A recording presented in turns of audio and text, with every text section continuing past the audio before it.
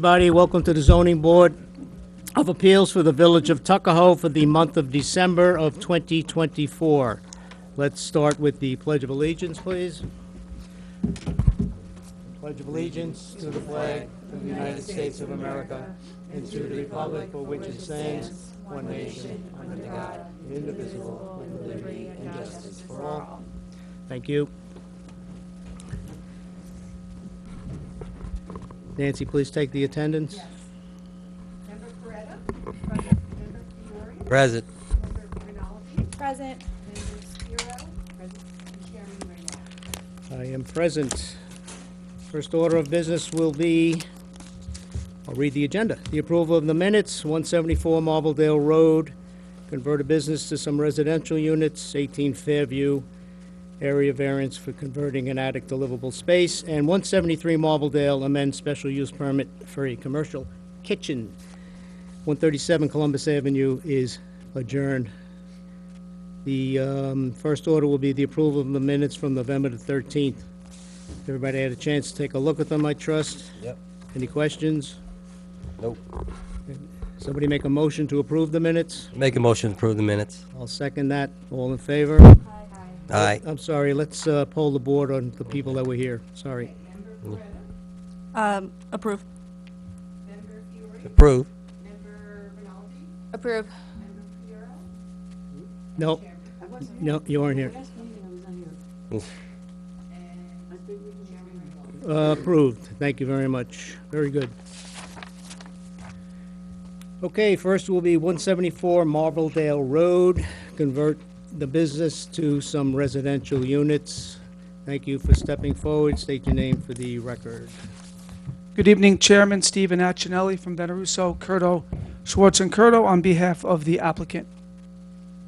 Okay, thank you. So this board has requested additional financial information from you, and you have complied. We have reviewed the financial information. I personally do not have any additional questions, but I believe some of my board members do. So anyone on the board would like to ask questions? Yeah, sure. So in the financial analysis, you gave the historical cost basis, and it did specify that the land was purchased in May of 2020. Can you give a little bit more color on the timeline for moving forward with the construction of the building from there? Sure. With the board's permission, I'd like to turn it over to a representative from the applicant Sure. who's more familiar with those facts. Thank you.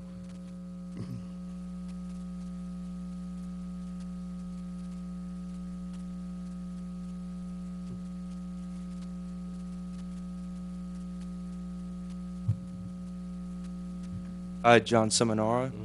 So construction started, we said, around 2021. And do you have any other? No, that's helpful. So you think summer 2021? Is that right? Correct. Okay. Give or take a couple months. Understood. Thank you. And then just for the benefit of the public record, you did submit some further background on the investment decision that was made in 2019. Do you want to go over that just quickly, just for the benefit of Sure. the public? Yeah, I'd be happy to. So at the time, I went off of 2019 base year when we were making the investment decision. I cited a Q3 2019 report from Cushman and Wakefield, which, going based off of all classes of office, they have an average price per square foot of $28.50. So based on the objective industry standard that rents would increase year over year at 3%, we forecasted that, say, $28.50, and did a pro forma out from there at 3% increases year over year, and that's compounding. So if you look at the numbers I provided, that was based off of a Class A number, which was $29.70, and that brings us to $34.43 today. You know, if you want to go off of the $28.50, it's about $1 less, so you're looking at $33.50 today in terms of gross rental income. Now, I also want to state that in the spirit of talking about investment assumptions and industry standards, it's also expected that expenses would rise at a rate that's less than rent increases. So to put it more simply, rent increases are supposed to outpace the rate at which expenses increase. So the industry standard is, say, 3% for office. You would expect commercial expenses, insurance, utilities, labor, material costs for construction would rise around 2% year over year. So one thing I want to highlight is that because of COVID, those expense rates actually shot up through the roof. And, excuse me, and actually we're at peaking at one point at 10%, which really distorted the investment decisions at the time and the assumptions that were based on objective, widely accepted industry standards. As a result of that, did you reforecast your potential profit projections given the unprecedented changes to the market during COVID? Yes, but like I would also like to point out that we still expected, well, first off, I'd like to say that there was also already a sunk cost at that point. So, a sunk cost at a significant amount. So it's hard to say at that point that you could just stop.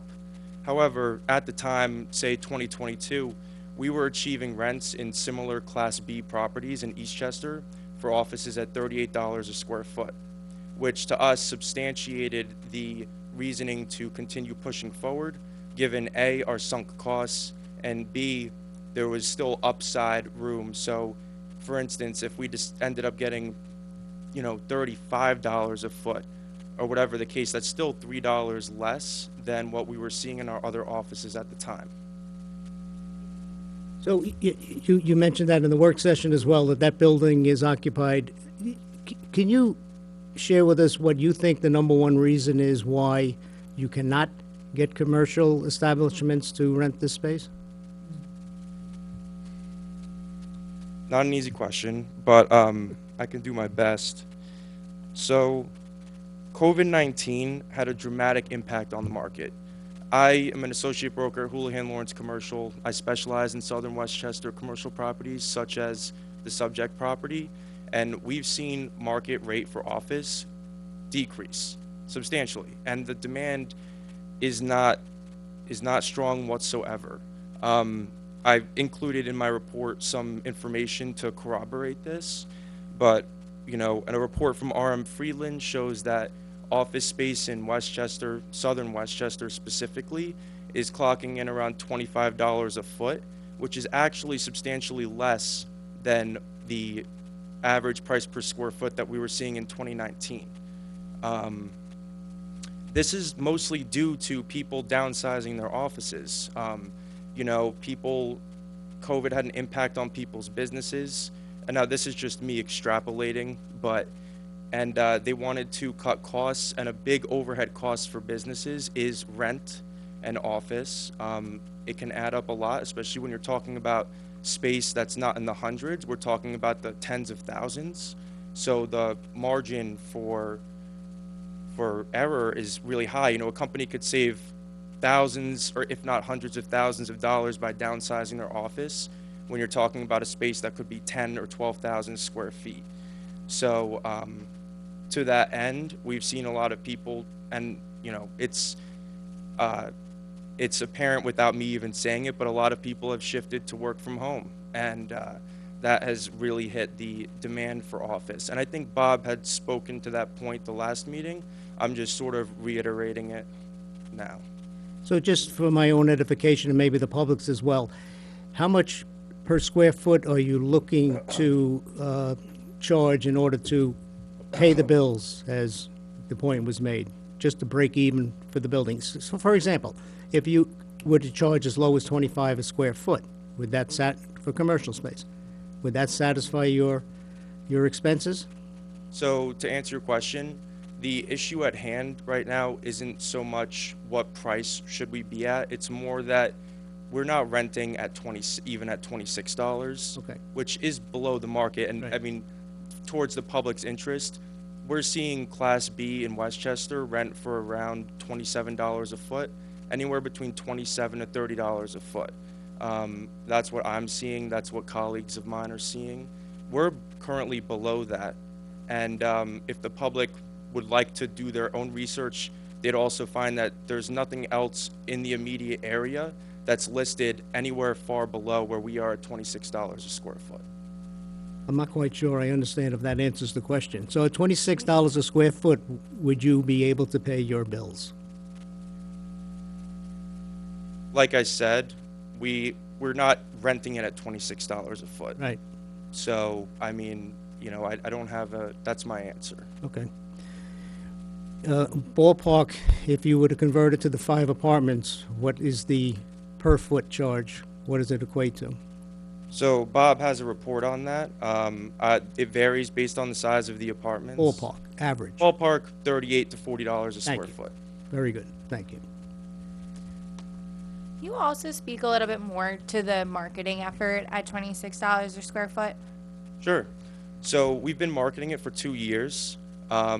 I've consulted with several high caliber brokers who are highly regarded in the industry, especially in southern Westchester, who've been in the business for decades. And we've run into a lot of hurdles, but one thing I'd really like to point out is I met with somebody from RM Friedland well over, you know, probably I'd say 8-10 months ago.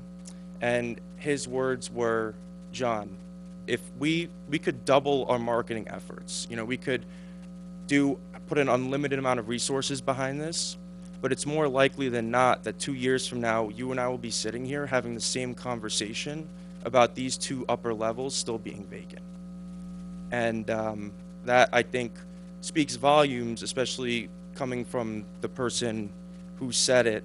And beyond that, we put money into expanded LoopNet marketing. And for those who don't know, LoopNet is the go-to commercial advertising source. So compare it to your Zillow for residential. And that's been on there. I have the records to back it up. It's been on there for 18 months at a paid rate. So it's getting the most exposure we can get. You know, as far as anything else, I think that sums it up. Thank you. And you had mentioned in the work session that the possibility or feasibility of getting medical in there wouldn't work, primarily due to the lack of parking in the area. Unfortunately, you're right. Medical space requires typically 5 spots per 1,000 square feet, Right, which we are not even in the same ballpark. okay. Just want to make sure we cover all bases and that people understand. Thank you. I have no further questions. Anyone? Okay, thank you very much.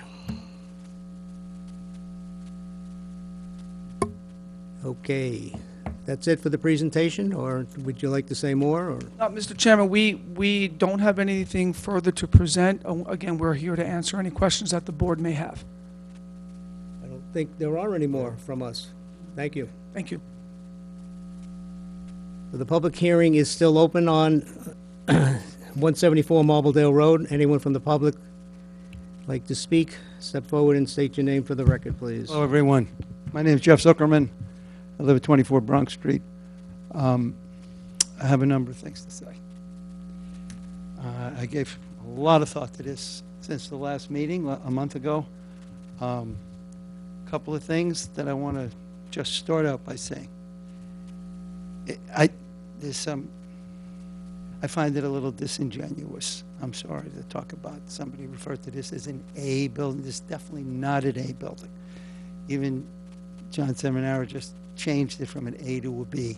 There's no way this is an A property, okay? What do you guys think it is?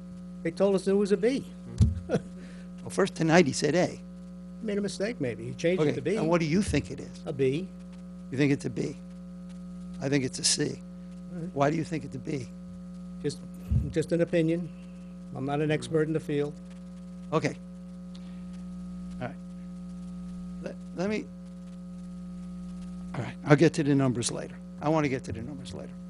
Listen, I'm not just some guy in a diner sitting around over bacon and eggs having a conversation, okay? I sat on that board, not zoning board. 6.5 years I spent on the planning board here, okay?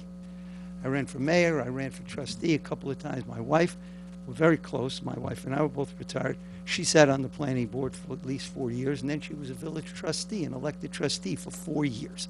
We're deeply involved in this community, okay? She was born in the house we live in. So we're not just some neophytes talking here tonight, okay? Our village board and our mayor make the zoning laws in this community. It's a big deal.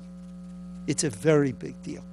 And they're real fiduciaries in the sense that the fiduciary, responsibility fiduciary is someone who represents everyone. They represent all 7,000 people in Tuckahoe. And they have chosen not to change the zoning laws on Marbledale to allow new apartments. They've had it in their, they could have, and thus far they haven't. In addition, we have a comprehensive plan committee, which is meeting. I went to the meeting last week, and I know Tom was there, and were there 50 people there maybe, 40, 50 people. Everybody very interested, giving their ideas, putting things all over the room, their ideas, putting these Post-its up. Our consultants that we're paying a lot of money to, they were going to take all this information back, extrapolate what they could, meet again with the committee over and over. And I would say that Marbledale is probably the single biggest topic they have to discuss. I mean, we're 0.6 square miles, 0.7 square miles. We could go down every street and say, well, we can't change that street. We can't change that street. I mean, Marbledale is probably the biggest thing they have to go by. I mean, to look at. And if we're paying people, and we have a committee of volunteers on that committee, people that have been on our village board already, like Renee, and we have, I think we have to, I've said this before, but I think we have to give some space for that committee and our village people who have been elected to take another look at Marbledale and say, is it time for residential there or not? I don't think this is the time. And I'll get into why I don't think it's the time. I think it's an enormous decision. And I think unless it's an absolute slam dunk for you, I mean, I think if you're sitting there with any doubts in your mind, like, oh, maybe this, maybe that, maybe I think we should give it to him, maybe I don't think we should give it to him. Unless it's an absolute slam dunk, then I think this is inappropriate. I do. The applicant could not leave here if you told him no next month and go to Article 78 and bring it before a Supreme Court judge in White Plains. He wouldn't get his foot in the door.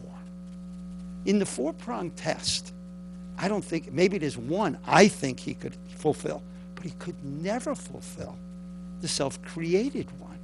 This is self-created. You can't say it's not self-created because of COVID. There's more in disingenuousness, I think, because I know this gentleman. I have the tape in September. He said they put the shovel in the ground in 2022. Now we're here in the end of 21. He said they started it in 22 and they finished in 23. Now, we live on Bronx Street, so we drive by the commuter parking lot every day of our life just to get home. In 2020, in March of 20, when the world stopped for COVID, that parking lot was empty. It was empty. Nobody was going downtown and using that parking lot.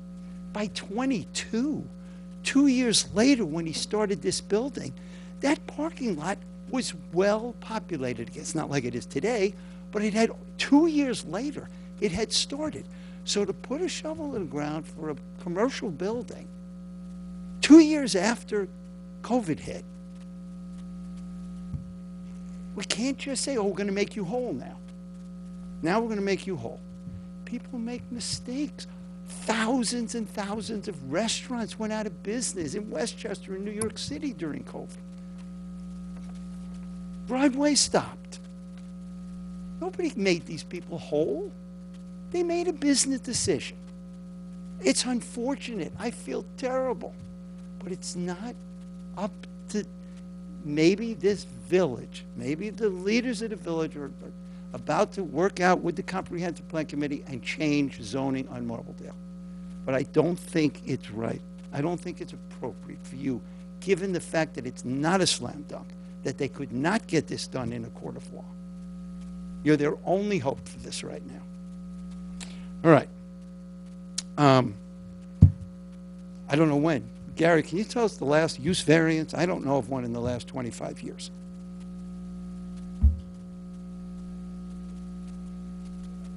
What year was that?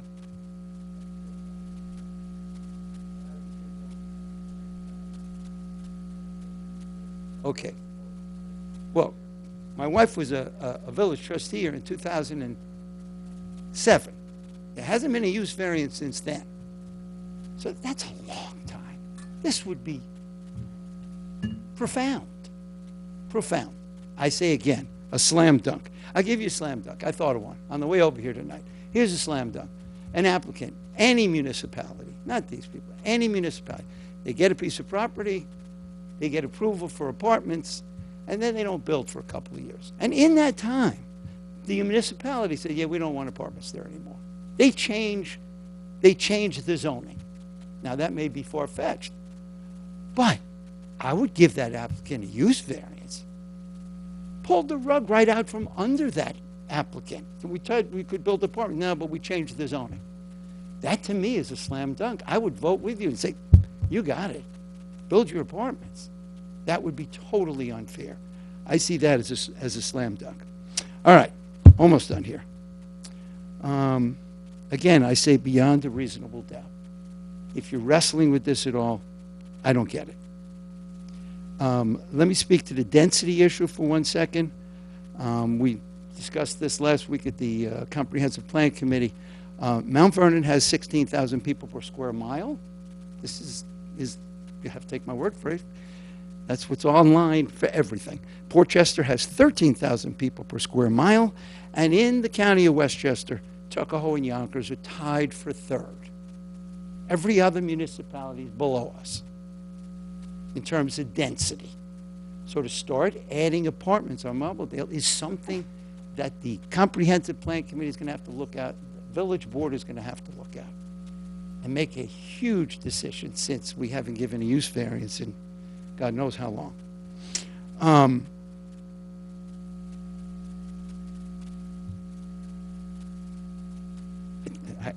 They could build a boutique hotel there, just about the size of a boutique hotel in Manhattan. That's allowed. They have zoning for that. And I want to ask you this. This applicant has a building, not a building, he has property on Limekiln that he's left lay empty for what, 4 years now? I think it's 4 years. He has approval. He has approval to build, I don't know, 30 apartments? I forgot how many. A lot more than these 5 apartments. But he's not building them. Why isn't he going and building those 30 apartments before he asks us for this use variance, which is unheard of here, for these 5 apartments? Tell you why. Obviously, if he could make money doing it, he would do it. Maybe materials went up. Maybe labor went up. For whatever reason, that's an eyesore, but he has an approval to build a lot more apartments than these 5. So how are we not even discussing that? Why aren't we saying, just go build your building? How are we have to jump through hoops for you for 5 apartments? And change the whole nature, perhaps, of a street that should be left to bigger issues. Where is he? Build the building. I'll tell you what's going to happen. He's going to be back here right in front of you guys, and he's going to say, I tell you what I need. I need to put 2 or 3 more stories on this building. That's what's going to happen. I can't make money at 30 apartments. I need 50, 60 apartments. And then you'll have to decide, are we going to change our height requirement, whatever it is. That's how it works. Otherwise, he would have built the building already. So that's just a spoiler alert. Be ready for that, because that's coming. It has to. It just has to. All right, and now, and this one's a little hard for me to talk about, but I have to, the numbers. So at the last meeting I sat here, and you charged them with coming back with numbers, okay? If I asked you, all of you, do you know what landlords are getting on Main Street for the apartments? How much per square foot? You feel good about that? I mean, can you give me that answer? Would it be 38 to Jeff, 42 dollars? where are we going? You've been up I'm here going to for tell you where we're 15 going. minutes. This is my last point. It's normally a 5-minute, Okay? yeah, come on. Well, you didn't set that up, but all right, so we're okay, this is trying my to be last fair. point, okay? Thank you. This is important to me. This isn't a Q&A. You're allowed to give your opinion. Okay, all right, I'll finish, okay? Thank you. I won't be a Q&A. It won't be. I bought 3 houses in my life. When I bought those houses, every one of the sellers said to me, Jeff, this place is great. It's great. There's no problem. I said, well, I think I'll get an inspector. So I did my due diligence, got my own house inspector, as did any of you that have ever bought a house. On one of them, we found termites. It was okay. We could get rid of the termites. Whatever we found, a roof, gutters, the things we found with our inspector. Tonight, it sounds to me like you're using their numbers. You asked them for last month, and now they gave you numbers, and that's what you're using. Have you hired anyone to get your own numbers? Has the village spent any money to get their numbers, to agree with, to disagree with the information we're getting from the applicant? I heard tonight $38 to $42 a square foot they're going to get for their apartment. I disagree. I don't think they can get that. In So, fairness to the I'm- applicant, no, no, I'm not- they did this is provide not supposed- comps. What's They that? did provide rental comps per square foot in Tuckahoe for rental apartments, just for the public's benefit. They did provide that ahead of this meeting. I understand. They provided that. And I'm saying, what did you bring forward? If I said, that's called due diligence. If I asked, I'm going to ask you now, so what do your numbers show? Not their numbers. They provided numbers. I don't mean to be mean, but I'm saying, who in their right... Listen, They when... gave MLS data that I was able to cross-check. The rental numbers they gave for Tuckahoe are vetted. I did my due diligence. Okay, so on that. $38 to $42 a square foot is what you believe they will get for those 5 apartments. Is that, that's all I'm asking, Lauren. Not that I believe that they will get it, but that's what comps in Tuckahoe are showing. I don't know Okay, if they will and get I'm that. saying that nobody on Main Street is getting $38 to $42 a square foot. So how are they, in these 5 little apartments, on an ugly street, gonna not get anywhere near the money they're getting on Main Street in those beautiful apartments? I don't mean the quarry, but I mean the apartments going up from there, up towards 100 Main, the beautiful ones on both sides. They don't get $38 to $42 a square foot. Now, can you argue with me on that? I wish you could. If you could argue with me on that, then we could have a discussion about it. But I'm maintaining that you don't have the information to actually make such a gigantic decision as this use variance. Because I'm asking you if they're getting $38 to $42 on Main Street, a more upscale place than this building's going to be, and I say they can't get it, and none of you are sitting there saying, no, Jeff, I checked with those landlords. They get it. They can get that. I'm done. Thank you so much for listening. Thank you. Anyone else from the public like to speak? Please step to the mic. If you have any additional or new information, that'd be great, but please don't go over the exact same things. Claire you. Gorman, 24 Bronx Street, Tuckahoe.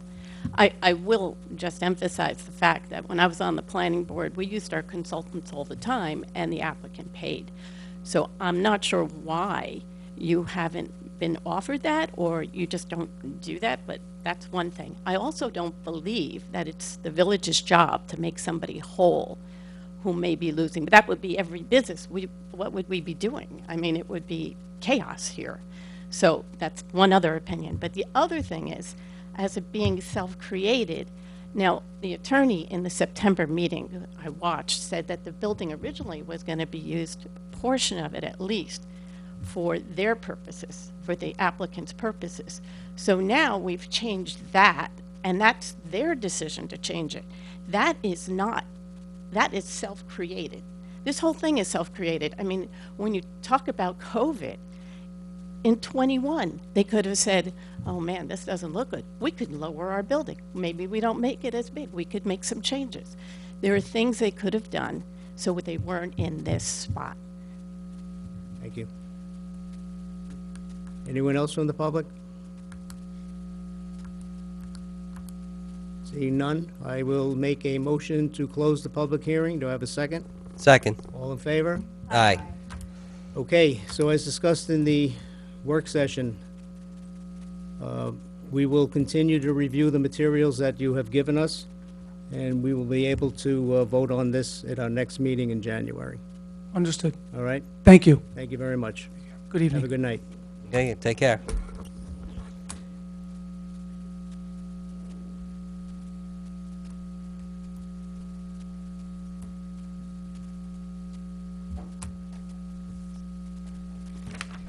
Okay, next up, we have 18 Fairview Avenue, seeking an area variance for converting the attic to livable space.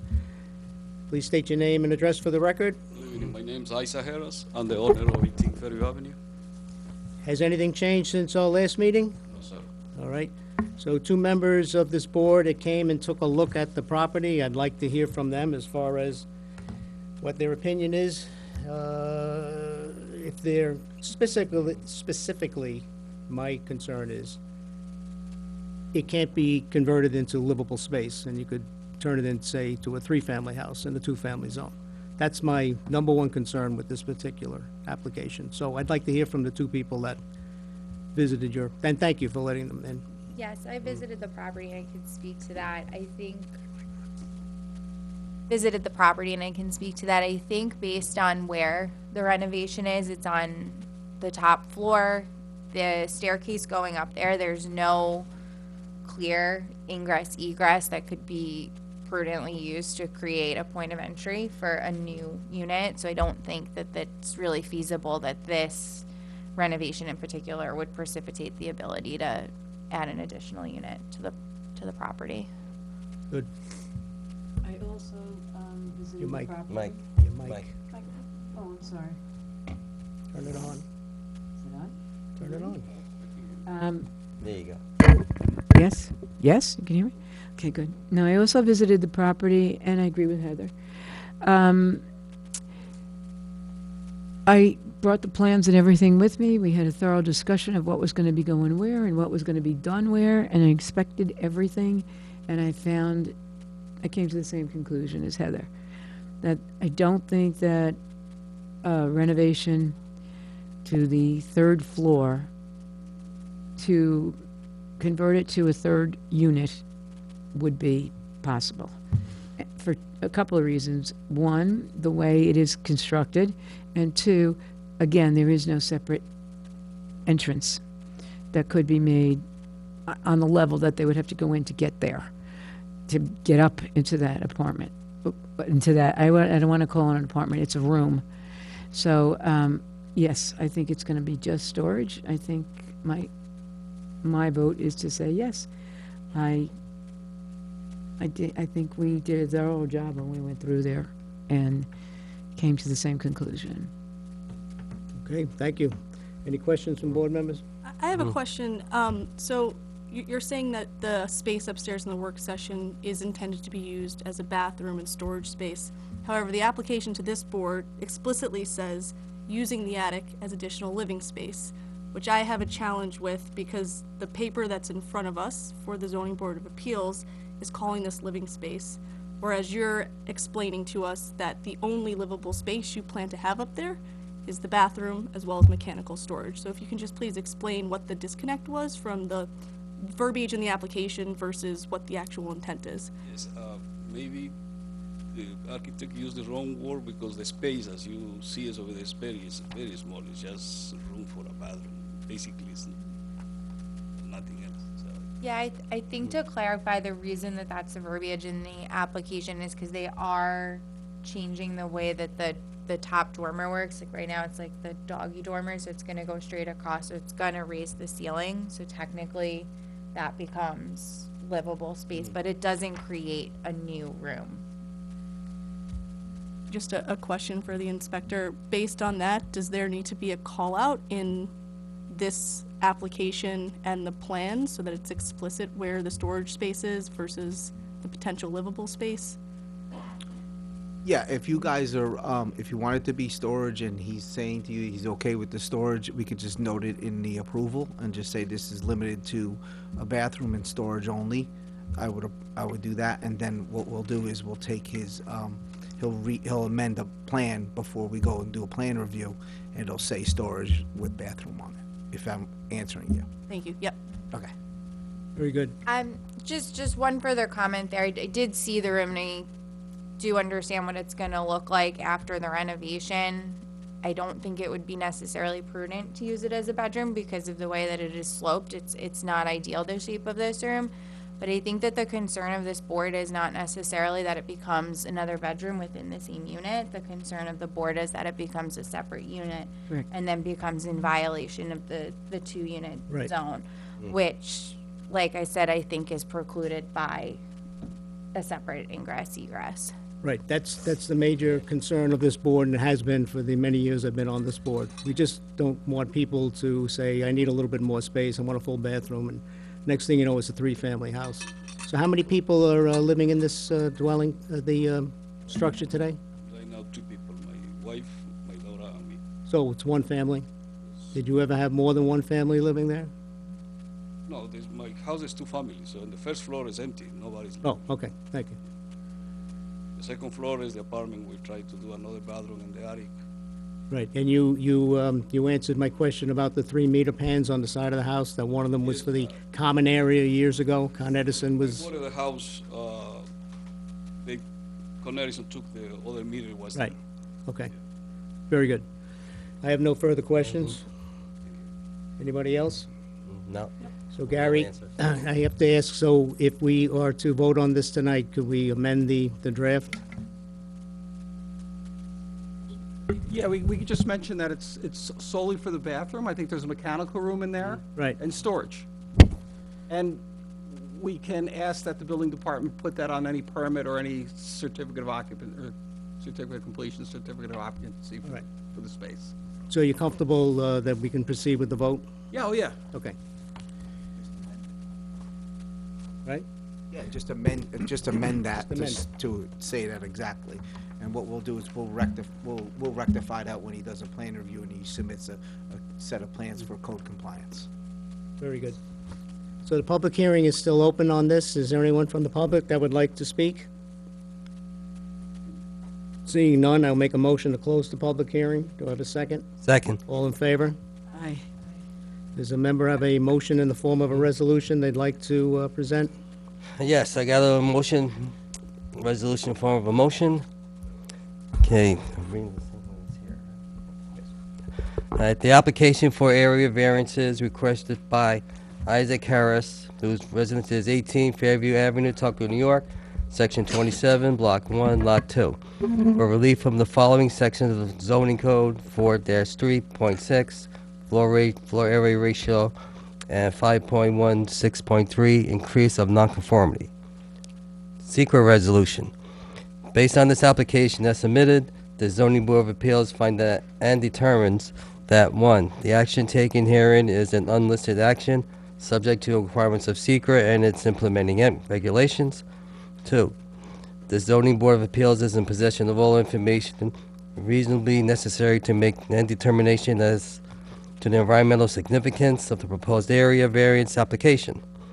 3, that the action taken herein shall not have a significant adverse impact on the environment and is declared that a negative declaration is hereby adopted with regards to this action. Thank you. Do you have a second to the motion? Nancy, please poll the board. In favor? Say that again? In favor. Yes. Here? Opposed? We're good? Okay. Applicant resides at 18 Fairview Avenue in Tuckahoe. Applicant is seeking to use the existing attic as additional living space. Applicant is proposed to install stairs to the attic, add a bathroom and mechanical closet to the attic. The remaining space will be used for storage only. By adding these additions to the attic, the floor property is an existing non-conforming property and increases the floor ratio will require an additional variance pursuant to zoning code section 5-1, 6.3, as there will be increase in the nonconformity. We find that the use of the attic by the applicant will have no effect on the surrounding neighborhood while having a positive impact on the applicant. Therefore, recommendation for this area variance to be granted as to the benefit to the applicant and the area variances outweighed detriment to health, safety, and the welfare of the neighborhood.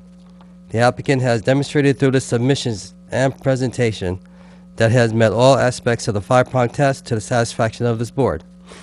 The granting of the variances herein is granted on the condition that work under such variance be commenced and diligently prosecuted within 1 year of granting thereof, failing which such variance shall become null and void. Thank you. Is there a second to the motion? Second. Nancy, please poll the board. Not in favor. In favor? In favor. In favor. Not in favor. Well, congratulations. You got 3 votes. You may proceed, and good luck.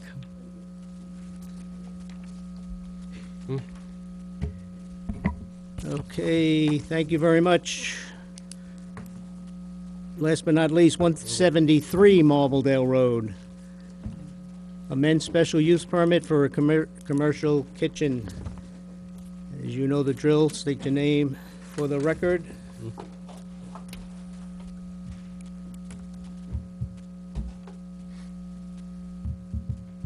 Good evening, Chair, members of the board. Louis Campana, architect on behalf of the applicant.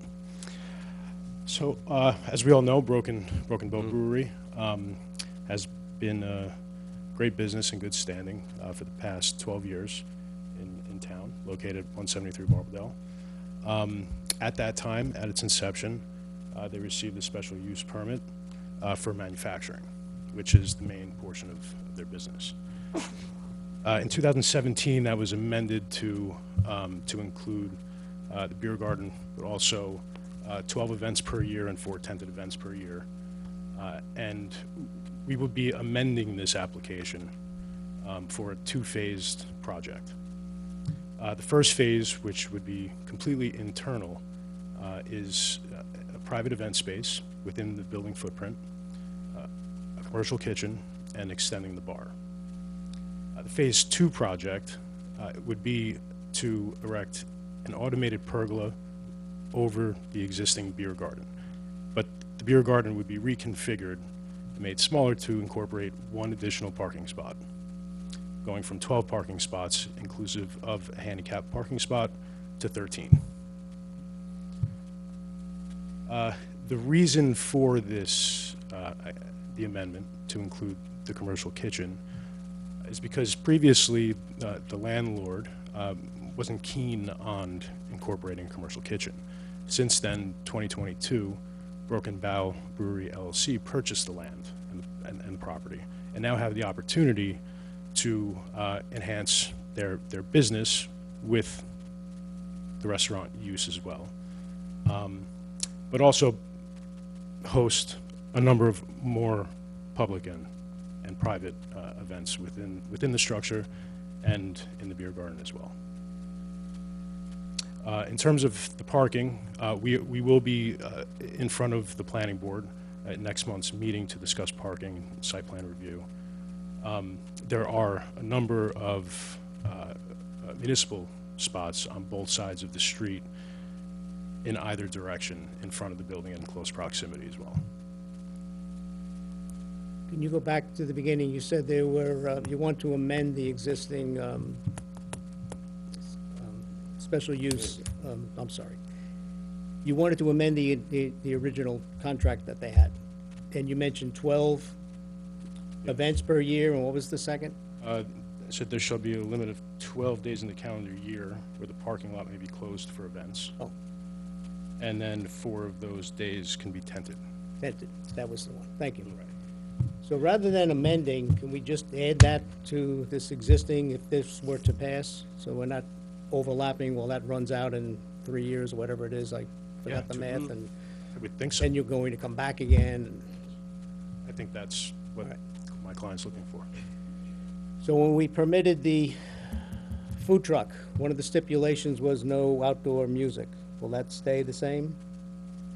So I'm sorry, first of all, will you be eliminating the food truck? So every event is specific to those people or patrons who are wanting to have that event.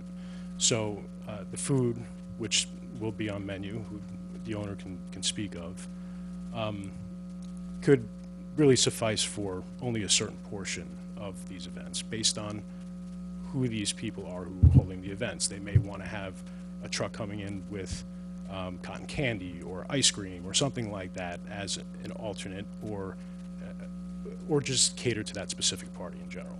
So it would be one of the 12 events. It wouldn't be every weekend as it is now. Yeah, I think it would be something that they would have to speak with the building department about regarding permitting that. I think, unless Mike. Well, no, I mean, I guess what he's questioning is, would you need food trucks still, not need food trucks? And if you would need the food trucks, is that part of the 12 events? Right. Is it not? I mean, I think you need a little bit more clarification. Am I correct? Food trucks are there every weekend during the warm weather. That's my basic question. So if you have a kitchen, why would you need a food truck Right, every? the point is that with the addition of the commercial kitchen, that part of the business, which the food trucks, used to Right. suffice, but with the commercial kitchen, is it more consistent for the business owner? But you're saying if you have a special event, they may want a Yes. cotton candy truck or whatever. Right. But that would fall under, I just want to be clear, that would fall under one of the 12 special events that we would approve.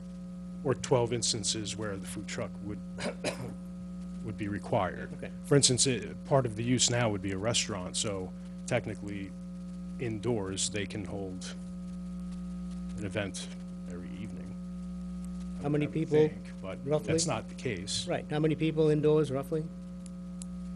In terms of occupancy the rate? occupant load, Yeah. just based purely on square footage. If I can make a suggestion, why don't you let him go through the plan and let all the public and everybody, let him do an overview of the whole thing? And then he can also ask that question on, what occupancy load was there before? What are you changing to? How many you have now? How many you're getting? Why don't you go through an overview, please? Good, good.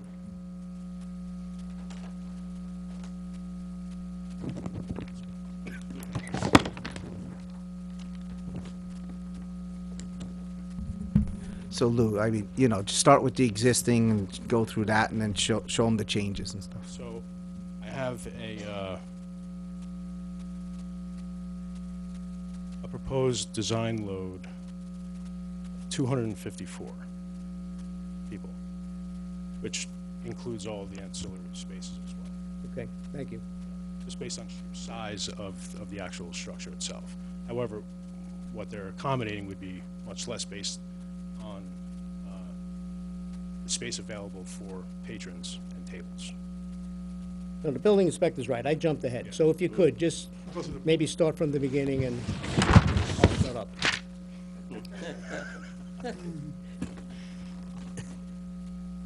Okay, so here we just have existing photos of neighboring properties, and we have photographs of the Broken Bow, sorry.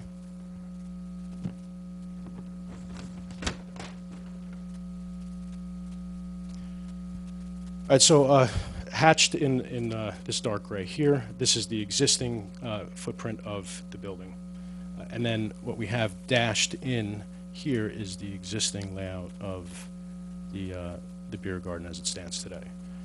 What we're doing is we are condensing that slightly, but also making it a bit wider to incorporate that overhead door that's located just in the center of the building here. By doing so, we're adding one more parking spot. We do have a handicap spot located here with an accessible aisle right next to it. In front of the future beer garden, we'll call it, we're proposing a planting bed, okay, which would be densely planted with evergreen plantings, hollies, arborvitae. Actually, we have oak leaf holly. We have also emerald greens and American boxwood. The American boxwood would be located here in the parking area, just to act as a barrier between the parking spaces and the actual beer garden itself.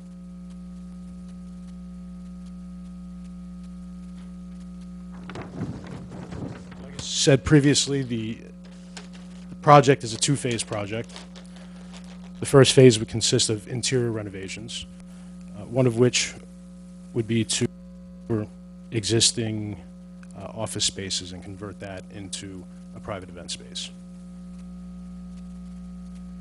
We'd be taking the existing bar and expanding that around the corner to tie in this area with the area that is commonly used today for these events. And then creating a commercial kitchen towards the south side of the building, which would then, during phase 2, have a pass-through to the beer garden, and then a pergola over the beer garden with lighting, heating, and fans. The pergola over the beer garden is automated, so in the event that it's raining, it can close and then open up in good weather. These are some examples of how that looks.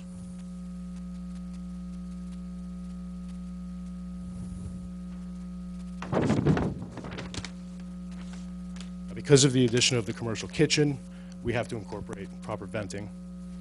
So those vents would be located just above the kitchen, above the roof, or on the roof.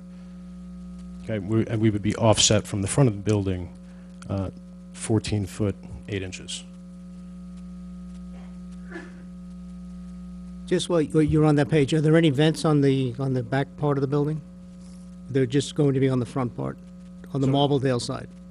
So only these are the two additional vents which are justified towards Marbledale. Right, These are all existing components and plumbing vents and. right, okay, thank you. Yes.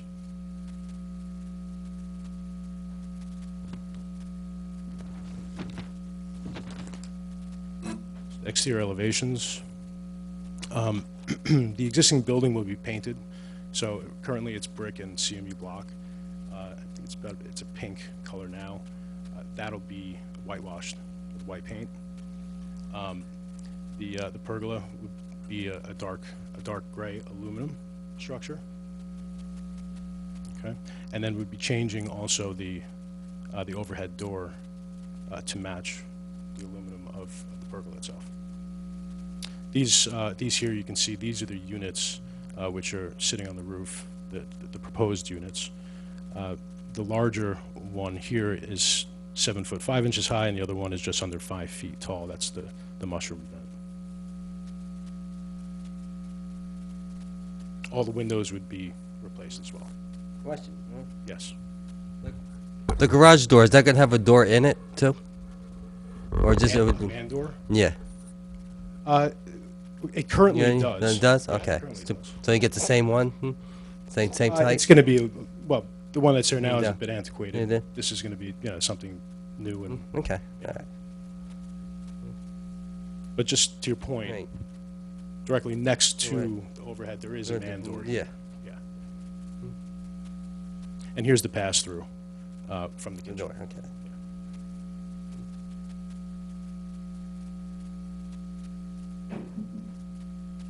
I believe that's all.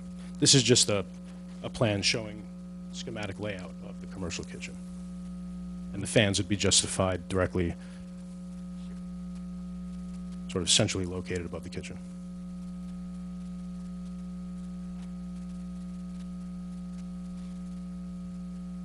I have a question.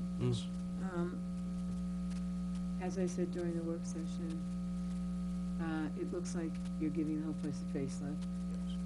You're creating a commercial kitchen, so you have sort of a restaurant thing going on there indoors. You have an outdoor beer garden, and then you have parking.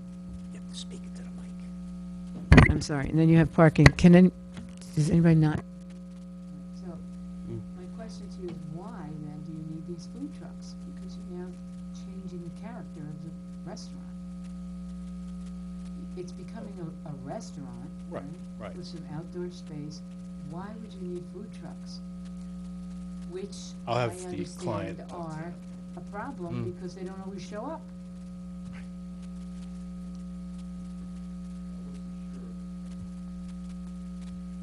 Lyle Lamothe. It's nice to see you all this evening. I wasn't sure of protocol, so whether I could approach, I could have helped earlier. The food trucks, in essence, we would prefer not to have them because they're an immediate competitor now, right? So now we have a kitchen, and any revenue that goes to someone else. So the only reason ever to have one would be, in my mind, would be something for very unique or special. Years ago, when we were afforded the 4 times with a tent per year, we've used it once. The outdoor music, we did it for our 10th anniversary, is once. So our goal really would be to use the kitchen as the kitchen to give the client, our guests, a much better and consistent experience. As mentioned earlier, the food trucks are often unreliable. Not always. Some brands are really great, but unreliable enough that we would go through the expense of putting in our own kitchen to improve the experience. So going through all of that, there would really be, unless it was a really special event, I think the chairman asked, would 12 times a year be enough? I hope we have 1 time a year, none times a year, because it's just inviting in a direct competitor. So it would have to be something. Why would you want that option then? I mean, you have Well- a kitchen. Why would you want that option? You're making these improvements. It looks like it's changing it to be more beneficial and more aesthetically appealing The mic? to the neighbors. And Well, Your mic. I'm sorry. yeah, so, You have to you know, speak into it. There you go. Oh, I'm sorry. Can you, now you can hear me, right? the optionality, my daughter Kristen handles all of our bookings and our reservations, and it really is pretty amazing, the amount of questions and the push for different things. And as soon as we have a kitchen, everyone will fall in love with the truck. And when we went to trucks, everybody wanted a kitchen.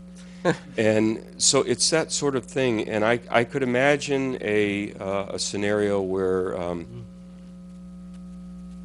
a few years ago, Pepsi had an executive event. It was their holiday party for their executives. They came in one night and they wanted some special donut truck or something like that. And then they catered in all of the rest of the food. In the future, we'd probably just use our kitchen for all their food, so we wouldn't allow that. But I don't want to put in a donut maker, and I don't want to say no to Pepsi. And so that would be the reason. It would be the special occasion. So it would be an exception, not the rule. Would that be for like a, you ever save that catered event inside in the summertime? Somebody want ice cream, like you'd get an ice cream truck, something like that. Might be an ice cream. Yeah, actually, just this weekend, we had an ice cream truck. And Something you don't have inside. yeah. We at this point, we haven't, discussed putting in an ice cream machine or anything like that. Okay.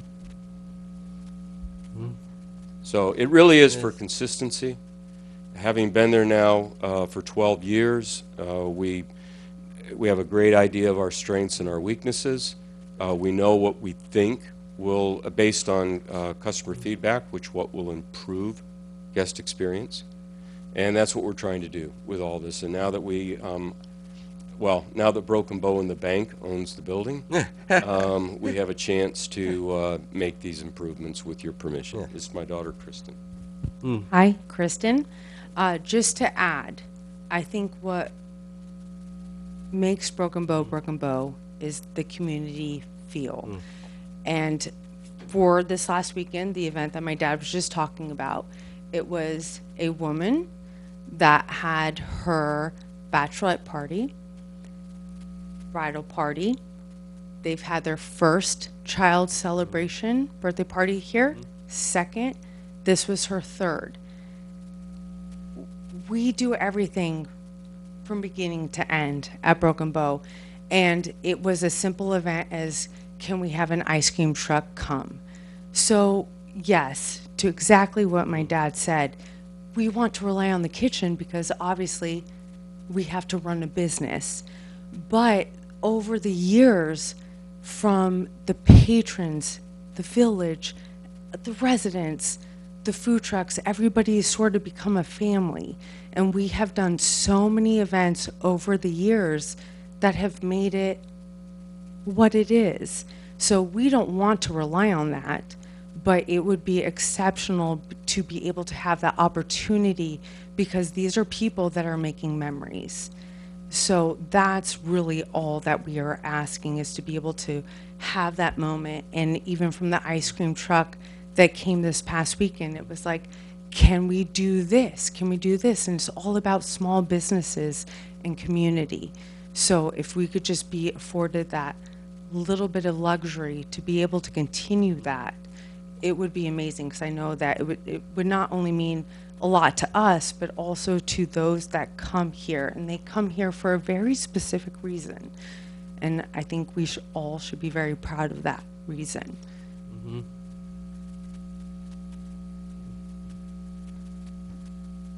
Thank you.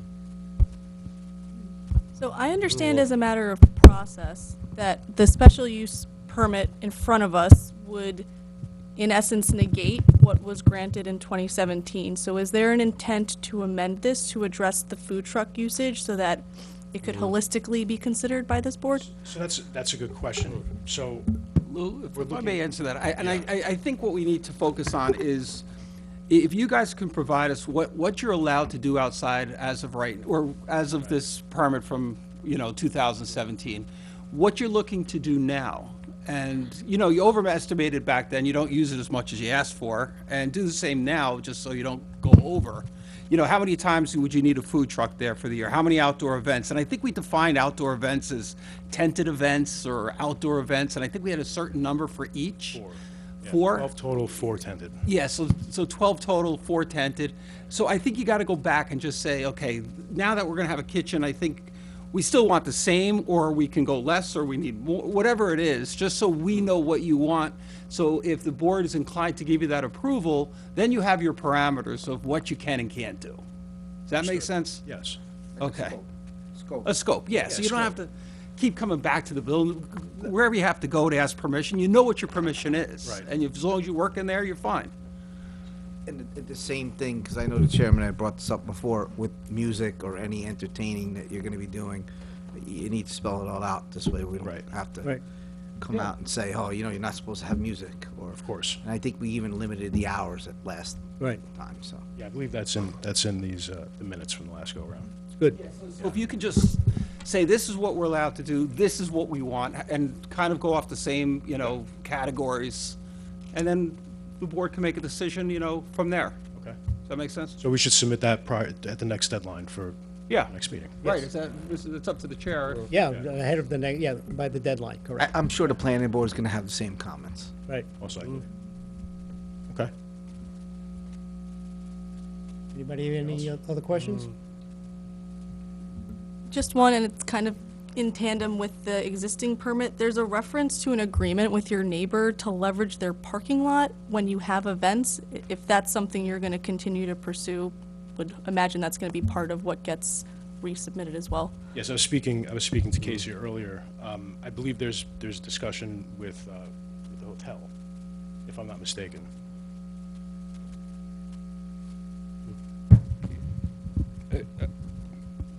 Most of the time, the municipal parking on the street combined with our own parking lot accommodates, because we don't, the thing about the vast majority of our events is it also tends to be a local crowd. So there's a lot of people that either commute together or walk in. But that agreement was with Rocco. It was for that one tented event. It was the wedding, and we, followed the rules, did all of that. Over the last, well, since the hotel opened, every time that we've thought we would have an issue, we would talk to Gary, the manager. We would say, is it okay if we, what do we need to do to match up insurances, whatever. And their parking lot extends all the way down past us, and it's always worked just fine, but it's been very rare. But the parking lot is now filled with Eastchester used cars. That's Not any longer. No, I think. Recently moved? The cars are They've been gone. moved. Good.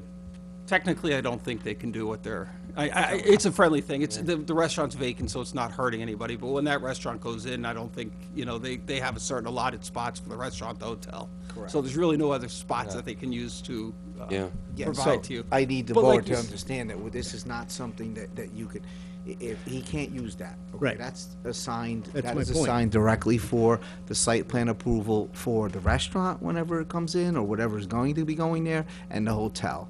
The same way when they had come in, like you said, that they had a dealership start to park their cars there. We had to give them a site plan violation and tell them you can't be doing that, or go back in front of another board. So if the applicant's coming to you and saying, I have a friendly shake, that's not the case here. Right, That's- and- so and if he has Rock- to stand on his own, just like they do. It's a good point. And if Rocco puts that building up at some point, there goes that additional parking. Correct. Rocco has a parking lot license, therefore he was allowed to do that with Right. him. The hotel does not. They don't have site plan approval to be renting to anybody other than themselves. Then we'll have to work through those details. Yeah, as long as you're aware of that, right. Can't count on that. Right. Good. No, it has been very, very rare that we've had events. Marbledale it's a long street, and you will see people walking, putting meat quarters up and down, and then taking the walk. So it's been very rare. We only ever used Rocco that one event, and Gary, it has literally been friendly because we say, if people park there, do you have something going on? Is there something we shouldn't know? Or do you need insurance? It's never gone anywhere because it's been accommodated by what's on the street. Good. One, I got one.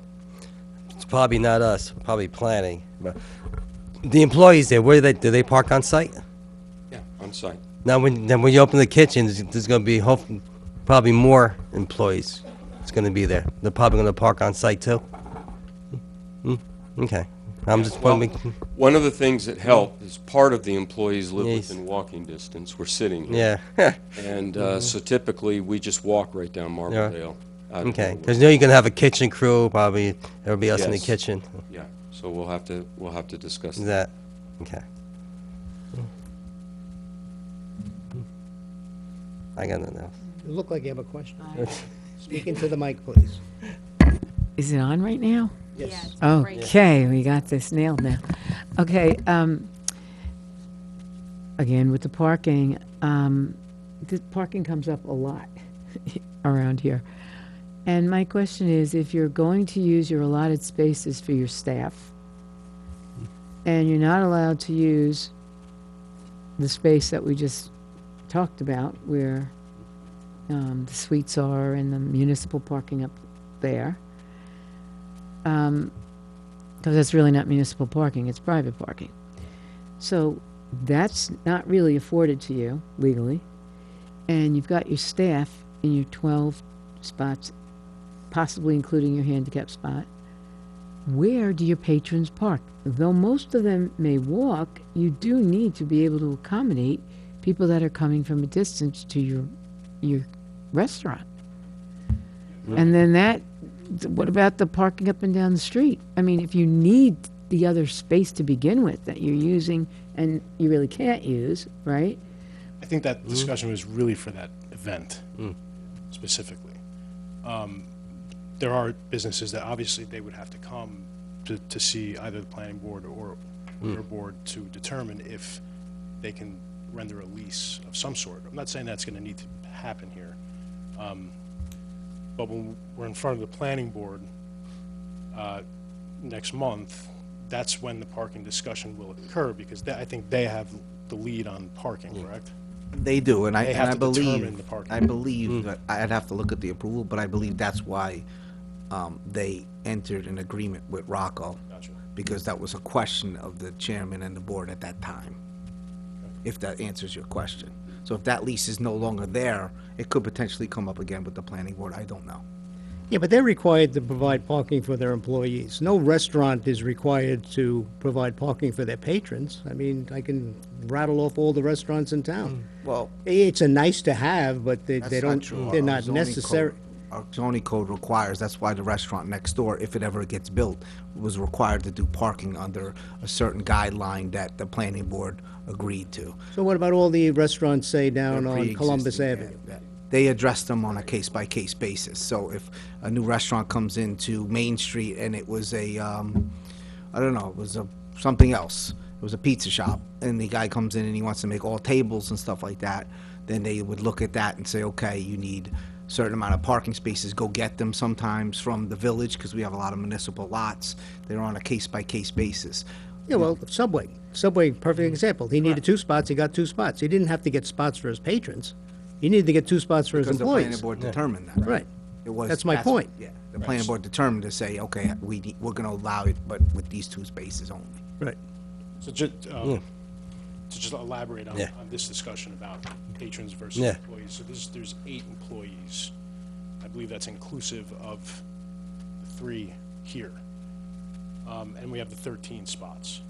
So we would be able to accommodate, with some extra, that would allow for what, 5, I guess 5 more employees if that were to be, a waiter, a busboy, and 3 people in the kitchen. Okay. And you guys would be handling that yourself. And it's just also important to point out that our employees work in shifts. So the first shift that actually makes the beer arrives at 6:30 in the morning, and they're gone by early afternoon. When we open up, then the people that work currently in the tasting room show up, but we actually have fewer workers at that point than in the morning when we're making. So at no time would we have 13 workers there all at the same time. It's a 2-tiered type business. Thank you. Yeah, another question, since you brought up about time. You open up just the afternoons, right? Okay. Would you open up during the day too, since you're gonna cook your own food there? Or just stick to night? You gonna open for breakfast? Yeah, no. Like lunchtime, stuff like that. Yeah, no, it's a good question. Yeah. I don't think we actually have the decision on that yet, although, because we haven't even talked about it. The thing is, about the brewing the beer, it's a little bit like a bakery as well. And so it's because of heats in the building, things like that, it's noise. Yeah. It's not really conducive like a regular restaurant. You Okay. don't want to be sitting next to an air compressor Yeah. when you're Just had to ask, enjoying the chicken wings. Yeah. So I don't think Okay. that the hours will change much, would to you? be honest. Okay. Just because of the manufacturing Great. nature of the business. All right. Lyle, if you can put that in your letter of Yeah. what you're asking for, if you wanted to expand it, let us know. Right. Yeah, we Well- know what that box is. Yeah, these are great questions. We'll talk about it, but the very nature of the business itself sort of precludes some of these things from changing much. Okay. Would you be changing your liquor license to allow hard liquor, or is it, you're gonna stay the way you are now with just a beer? We have the Oh, New you do York have it. State Farm License where we've got clearance for all, we have both types. So it doesn't make a difference? Okay, good. Yeah, no licensing changes with the state. All right. Okay, I'm good. That's it. Do you have anything else you want to share tonight? That's it? Excellent. Thank you for your time. Anything else Right. from you, Louis? Nothing? Nothing here, All right. unless you have. All right. Thank you. So I'm going to make a motion to open the public hearing. Second. Do I have a second? Thank you. All in favor? Aye. So the public hearing will remain open until our next meeting, at which time we hopefully will be able to provide, to make a vote on this, and please make sure you make the deadline of the additional information we requested, so we'll have that. I have no further questions. Anybody else? No. Anything? I'm sorry, did I opened the public Yeah. hearing, but I don't think I asked if anybody would want to get Yeah. up and speak. Apparently, I don't want to, I don't Oh, want what? to We hear, got I don't one. want to hear anything anymore. Let us speak. Claire Gorman, 24 Bronx Street. I had the honor of being on the planning board right. when we approved their Yeah. project. And I just want to say they have been such a great asset to the village, and they have never abused their special use permit, so I'm all for them. Yeah. Thank you. Yes, they are very good neighbors. Yeah. Anyone else from the public? Seeing none, I'll make a motion to leave the public hearing open. Have a second? Second. All in favor? Aye. That's it. So, happy holidays, Merry Christmas, Christmas. and we'll see you all next time. Good night, Tuckahoe. Night.